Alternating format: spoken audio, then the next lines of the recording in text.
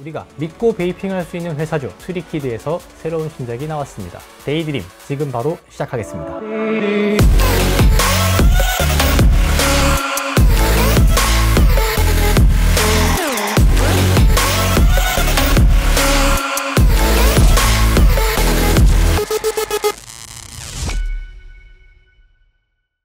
첫 번째 액상은 수박입니다. 수박 같은 경우에는 액상이 엄청 많이 출시가 되었는 거는 여러분들도 잘 아실 겁니다. 하지만 이번 데이드림 수박은 약간 수박과 소다가 섞인 듯한 달콤함을 주고 있습니다. 수박 같은 경우에는 처음에는 꽤나 달콤한 향이 느껴집니다. 하지만 날숨에서는 강한 맨솔과 함께 엄청 깔끔해지는 게 아주 신기합니다. 엄청 강한 맛과 깔끔함이 공존하는 기존의 수박 맛을 좋아하셨다면 아주 추천드리고 싶은 액상입니다. 두 번째 액상은 레몬입니다. 레몬 맛도 아주 많은 액상이 출시가 되어 있습니다. 하지만 이 레몬 같은 경우에는 지금까지 나와 있는 블루 레몬 중에서는 가장 진하지 않을까 생각이 됩니다. 제 입에는 블루 레몬처럼 느껴졌고, 그 블루 레몬이 입안을 이렇게 꽉 채운 액상은 없었다고 생각합니다. 하지만 강한 맨솔로 인해서 내가 베이핑을 딱 끝내는 순간에는 확실하게 정리가 되는 느낌, 이 느낌이 정말 신기하고 괜찮았습니다. 기존에 레몬 맛을 좋아했으나 너무 싱거워서 혹은 달아서 부담이 되셨다면 데이드림 레몬 꼭 한번 베이핑 해보시길 추천드립니다. 세 번째 액상은 블루베리입니다. 블루베리 같은 경우에는 크게 진하지는 않습니다. 예전에 문방구에서 판매하던 블루베리 껌, 약간 작은 통 안에 동글동글한 껌이 3개 정도 들어가 있는 제품이 있었는데 드셔보신 분이 있을지는 모르겠어요. 같은 세대라면 아마 많이들 맛보셨을 거라고 생각이 드는데 딱 그 맛입니다. 너무 과하게 달지도 않고 너무 진하지도 않고 딱 은은하게 올데이 베이핑 할 수 있는 블루베리가 출시가 되었습니다. 껌맛으로 비교를 해드렸으니 당연히 양맛 같은 쓴맛은 없다라는 거 기억해 주시면 좋을 것 같습니다. 네 번째 액상은 복숭아입니다. 복숭아가 딱복도 아니고 물복처럼 아주 과즙이 꽉 찬 복숭아를 먹는 듯한 느낌이 들었습니다. 복숭아를 갈아서 만든 복숭아 주스 맛이라고 설명을 드리고 싶은데, 나는 딱복보다 물복의 그 꽉 찬 과즙이 좋다라고 하시는 분들한테 정말 희소식이 아닐 수가 없습니다. 향은 강하지만 맛은 은은한 편으로 꽤 질리지 않고 베이핑할 수 있는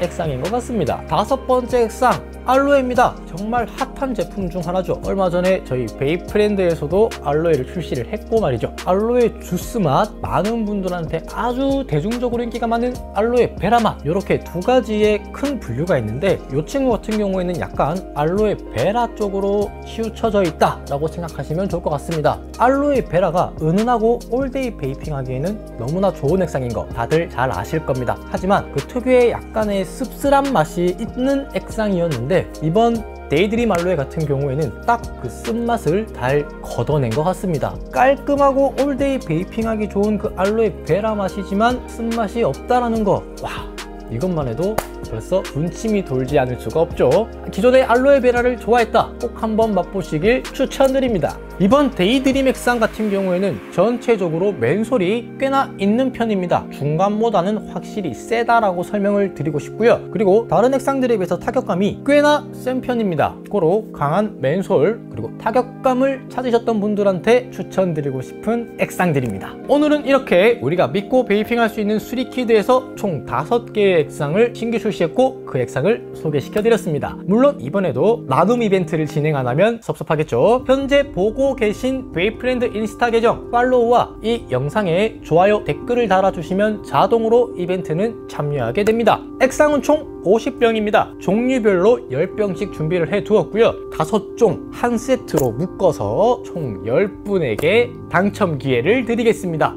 당첨되신 10분 중 후기나 리뷰를 아주 깔끔하게 잘 적어주시는 분들을 재추첨할 겁니다. 거기서 1등 되신 분에게 크로스2 기계를 증정해 드리도록 하겠습니다. 심사 기준 같은 경우에는 저희 베이프렌드 전 직원이 참여하게 될 거고 거기서 투표로 결정이 될 거니 이 점은 참고 부탁드리겠습니다. 오늘은 여러분들에게 아주 기대작 수리키드의 신규 액상 5종을 소개시켜 드렸습니다. 오늘도 시청해 주셔서 감사합니다. 베이프렌드 용이었습니다. 감사합니다.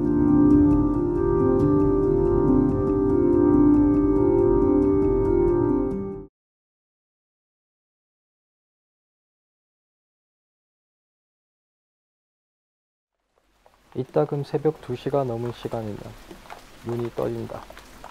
칠흑 같은 어둠을 타고 흐르는 바람에 커튼이 제멋대로 춤을 추는 모습을 보니 짜증이 밀려온다. 커튼을 걷어내고 보이는 창문 밖에는 전기만 있다면 비치지 않는 가로등이 길을 밝히고 어둠을 몰아내고 있다. 나에게도 어두운 길을 비추어주는 가로등과 같은 존재가 있었는가? 지치지 않고 빛나는 시절이 있었는가? 두께가 5cm 남짓 될까 싶은 창문 하나를 두고 느끼는 괴리 때문에 현기증이 일었다. 몸을 잠식해 나가는 기분 나쁜 상상을 억누르고자 잠을 청해본다. 검푸른 바닷속 같은 심연으로 어두운 나의 내면 속으로 빠져들어야 비로소 눈이 감긴다.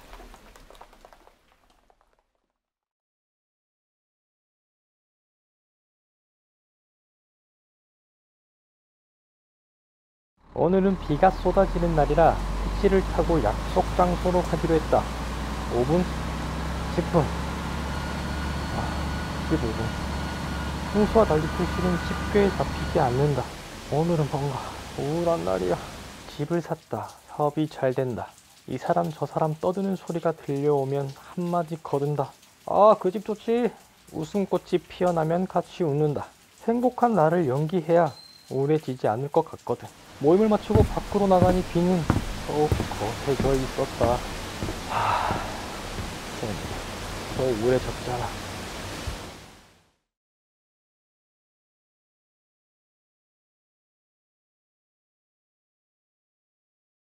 장마철이면 버스 정류장에 앉아 빗방울들이 땅바닥에 부딪히는 소리를 듣고 난다.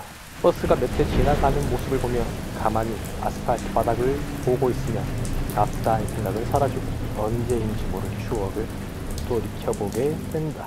중학생 시절 쉬는 시간 종이 울리면 곧잘 뛰어다니는 친구들과는 다르게 조용히 책을 읽던 친구와 가만히 앉아 그림을 그리는 것을 좋아했던 내가 지루한 수업 시간을 지나 쟁취한 10분 남짓의 짧은 휴식 시간을 교실에서 보내는 것을 친구들은 이해하지 못했다.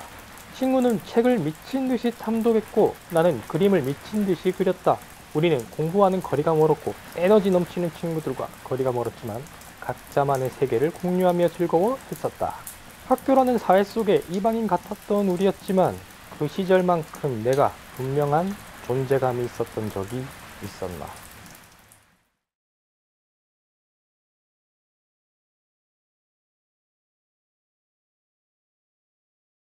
내 꿈은 슈퍼맨이었다.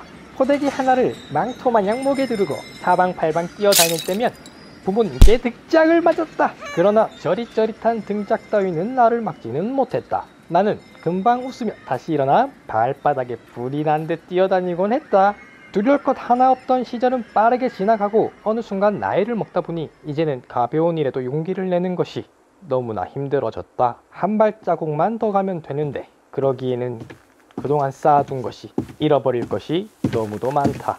영웅을 꿈꾸었던 어린 소년의 모습이 아득하게만 느껴진다. 뛰는 것만으로도 즐거웠던 그때 그 시절, 인기 게임 아이템을 갖기 위해 밤잠을 설쳐가며 컴퓨터를 했던 나. 등짝을 맞을 줄 알면서도 뛰어다니는 것이 즐거웠던 미래의 영웅은 어디로 사라진 것일까?